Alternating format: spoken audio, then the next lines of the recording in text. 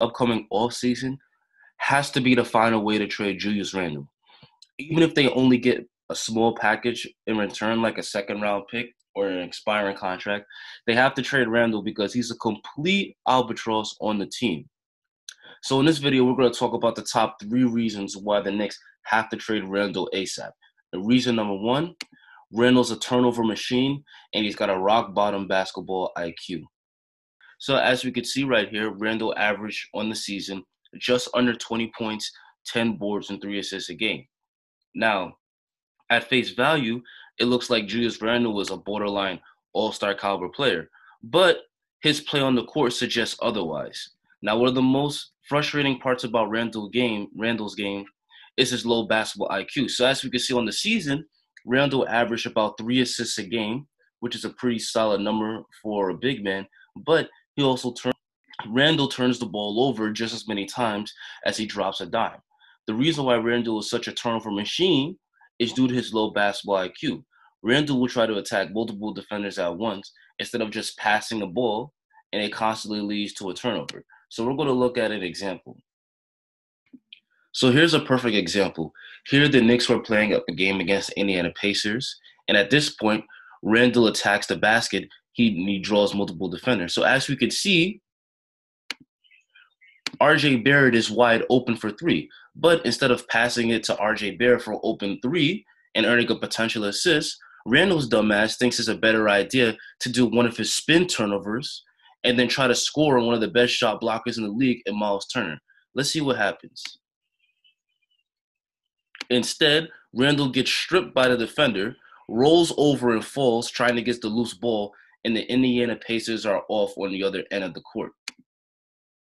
If you think that that's just a cherry-picked example, nah. Randle does a multiple amount of these boneheaded plays every single game. He has his infamous spin turnover where Randle will try to spin on his man, but he'll end up spinning right into the help defense, and it'll eventually lead to a turnover. Or there'll be a double team or a triple team coming, and instead of passing the ball, Randle will make the boneheaded basketball IQ play and then just try to attack the defenders, and then he'll turn the ball over. Sometimes Randle will get into the paint, pump fake, and then get stripped by a defender. See, Randle is your classic example of an empty stats player. Yes, he puts up an impressive 20 and 10 every night, but he's also doing that while turning the ball over several times a game and playing awful defense. Like I said, he's one of the most frustrated players in the league to watch. Giving Randle a 3-year, $63 million contract just goes to show how completely clueless the Knicks management is. I mean, come on. Do the Knicks not have scouts watching other teams in the league? It seems like Steve Mills and Scott Perry looked at Randle's numbers on Basketball Reference and then just threw the bag at him. Just because Randle averaged 21 and 9 last year didn't mean he was ready to be thrust into a number 1 option role. Anyone who watches Randle's game knows he should never be a number 1 option. In fact, opposing teams know that Randle has a low basketball IQ, and they exploit this by setting double teams every single time Randle puts the ball on the floor. It's literally in team scouting ports to double as soon as Randle puts the ball on the floor because they know he's going to do his stupid spin turnover and spin right into them and turn the ball over. Now, the problem with Randle doesn't just end with his boneheaded spin turnovers. He also gives us terrible defense. Now, for starters, Julius Randle doesn't provide any rim protection at all. While he did put up some nice-looking offensive stats, he only averaged 0.3 of a block a game this year. So Julius Randle isn't getting any blocks at all, despite being a 6'9" big man that plays over 30 minutes a game. Now, the reason for that is because too often Julius Randle doesn't provide help defense. Along with that, Randle does have physical limitations that prevents him from being a good shot blocker.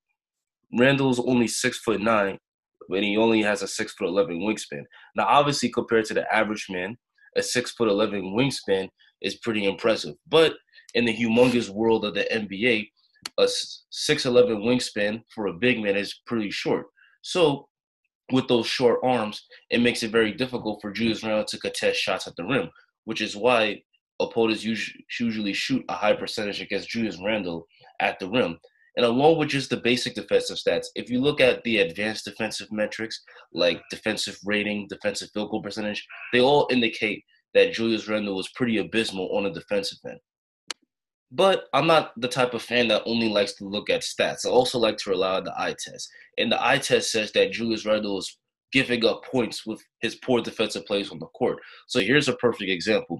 Here, Spencer Dinwiddie drives on the Knicks, and then he gets into the paint. Now, at this point, what Julius Randle needs to do is step that up and maybe not necessarily get the block, but at least contest the shot. But what does Julius Randle do? Julius Randle literally just sits there and watches him score.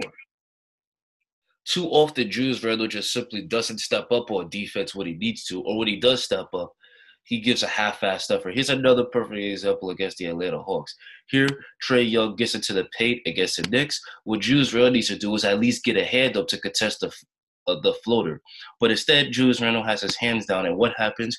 Trae Young scores one of the easiest baskets in his life at the basket. So, along with being a complete turnover machine and just playing the game with no basketball IQ, Julius Randle is also hurting you because he's not giving us any defense.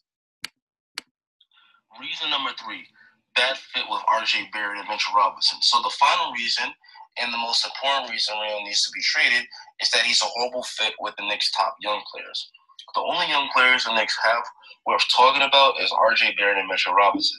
Both of these guys have flash all-star potential, in my opinion, so their development really needs to be prioritized. Ideally, the Knicks will put a floor spacer at the power forward spot between them.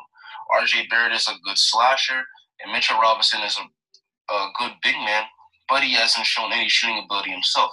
So RJ Barrett would be able to slash to the rim and run pick and roll with Mitchell Robinson a lot easier if there was a stretch 4 at that position rather than Julius Randle, who clogs the paint. Now, Randle only shot 28% from 3 this season, and has shot below average from 3 his entire 6-year career. So Randle isn't going to magically become a good shooter. At this point, he is what he is.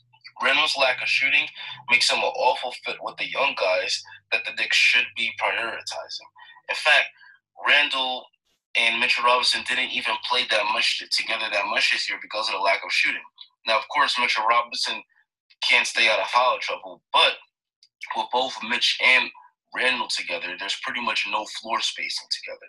So because of that, they started Taj Gibson with Randle because Gibson can stretch the floor out by hitting that mid-range.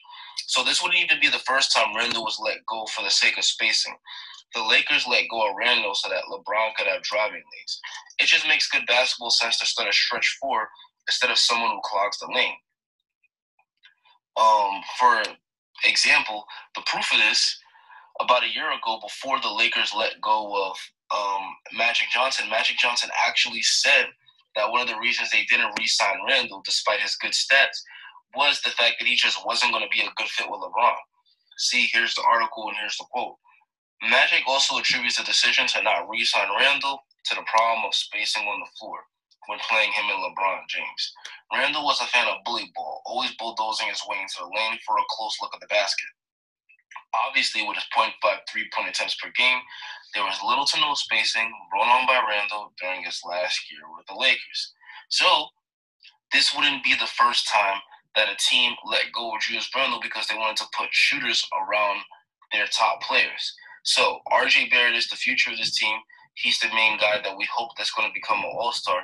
We need to surround him with shooters, not guys like Julius Randle that don't complement him at all. Now, along with being a bad fit in terms of his lack of shooting, Randle's tendency to hold the ball and not pass, as I've said before, reportedly frustrated RJ Barrett. In fact, the New York Post reported this just a few days ago. Here's the article from the New York Post. It says, nevertheless, some Knicks, including RJ Barrett, were frustrated by Randle's penchant for not distributing the ball quickly enough and over-dribbling, according to 2 sources familiar with the situation. So, as we talked about, Julius Randle tends to not pass the ball like he should. He holds on to it, drives into players, and turns it over, and this clearly frustrated guys on the team, including RJ Barrett. So, as a Knicks fan, next year and for years to come, I want the ball in RJ Barrett's hands next season. and not Julius Randle. Randle's lack of shooting and his ball hogging makes him an awful fit for our young players. If I were Leon Rose, who's the new guy that the Knicks hired to be in charge of the Knicks, trading Randle in the offseason is my number one priority. I'm trading him for whatever I can possibly get.